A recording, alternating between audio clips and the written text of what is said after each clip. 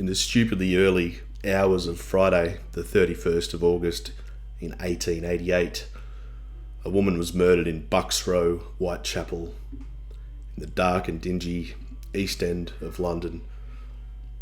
Her name was Mary Ann Nichols, but her mates called her Polly. Her throat was cut. When her body was taken to the morgue, it was also discovered that her lower abdomen was pretty much ripped apart.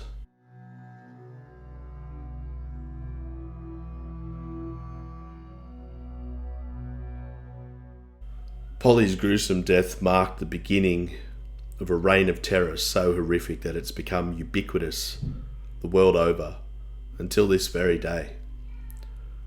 Visions of dim, gaslit streets and misty, smoky alleyways, they dominate our mental landscape when conjuring up thoughts of the Whitechapel murders and the hunt for Jack the Ripper. Jack allowed just 8 days before he was at it again. The backyard of 29 Hanbury Street would be the location of the final moments of Annie Chapman. Now, Annie was a prostitute just like the Ripper's other victims, absolutely. Now, she was found at about 6 o'clock in the morning, slumped near the back steps of 29 Hanbury Street.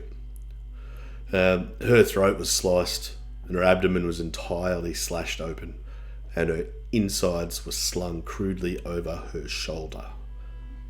And get this, her uterus was also removed. Anyone hungry? Fuck. Well, this is obviously enough to send the community into a slight fucking panic, to say the least.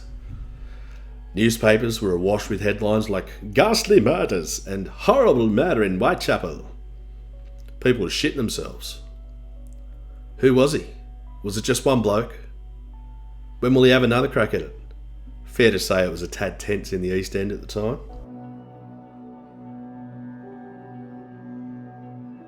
27th of September saw the birth of not only my dad, albeit many years later, but the Whitechapel murderer's name. A letter was sent to the Central News Agency.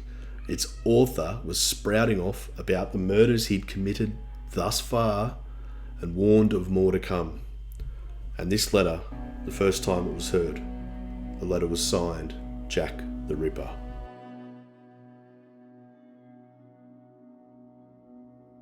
This letter unfortunately was accurate though. 3 days had passed. 3 days, that's all. He was escalating a bit now. Twice in one night. Come on. Fuck me. Elizabeth Stride's body was discovered around 1 a.m. on Burner Street. She died by way of the usual slash to the throat and bled out. This one was a little different though. They reckon he got spooked, and I agree. Her clothes were all bunched up around her waist, but there was no mutilation of any kind. Well, aside from the gaping fucking wound where her neck used to be. But he was interrupted for sure. Almost caught red-handed, pardon the shit pun. It looks like he was left feeling decidedly unsatisfied and his bloodlust was still hanging around like long fucking COVID.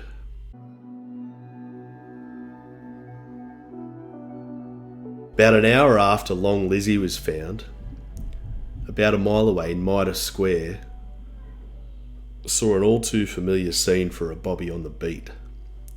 Police Constable Edward Watkins found the body of Catherine Eddowes. Slumped against a wall in the back corner of Mitre Square, her throat was cut to the point of near decapitation. Her abdomen was severely ripped open, intestines lying beside her. And just for good measure, he decided to cut her face.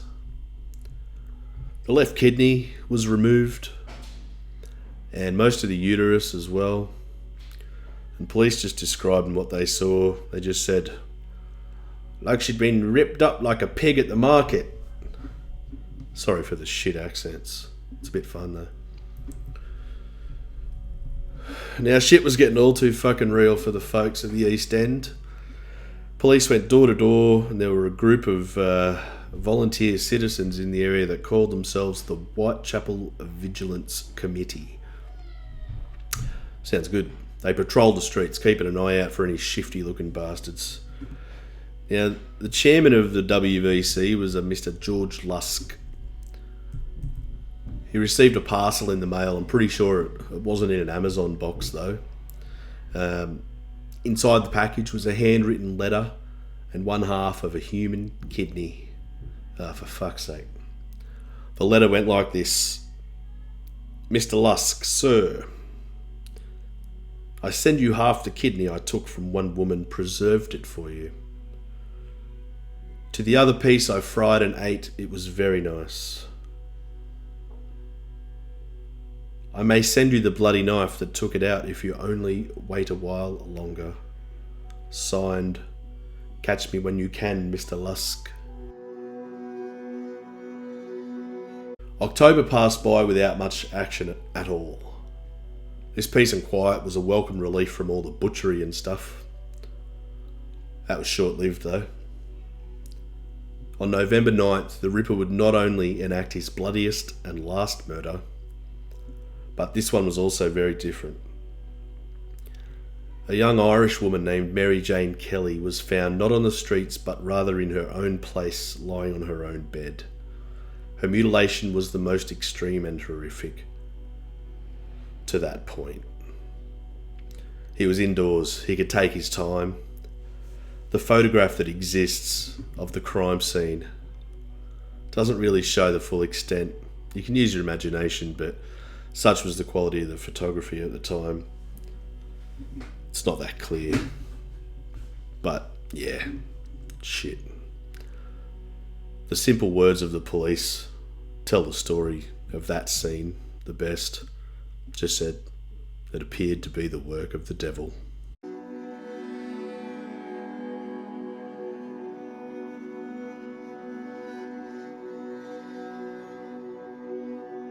Mary Jane's death would mark the end of this reign of terror. It seemed to stop just out of nowhere as quickly as it had begun.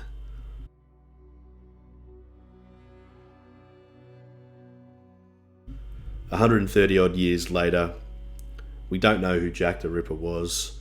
I don't think we ever will. Armchair detectives continue to be fascinated by the case, which hopefully one day will lead to more information being unearthed, and perhaps we'll get a definitive answer. I don't know. I don't like their chances, but I applaud them for getting stuck in and having a crack at it. Someone has to.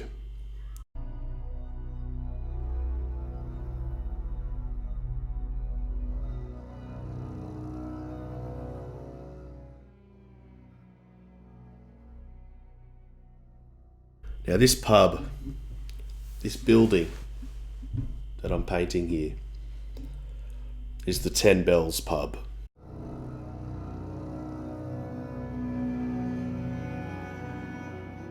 This description is from the 10 Bells website.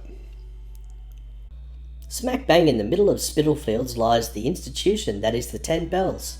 Alive with history, this bustling candlelit boozer still serves as a social hub for an ever-changing community. Beyond the Grade 2 listed tiling lies a curated selection of quality beers, a handsome and extensive wine list, a serious cocktail menu, and the promise of a good time. That's a bit ironic.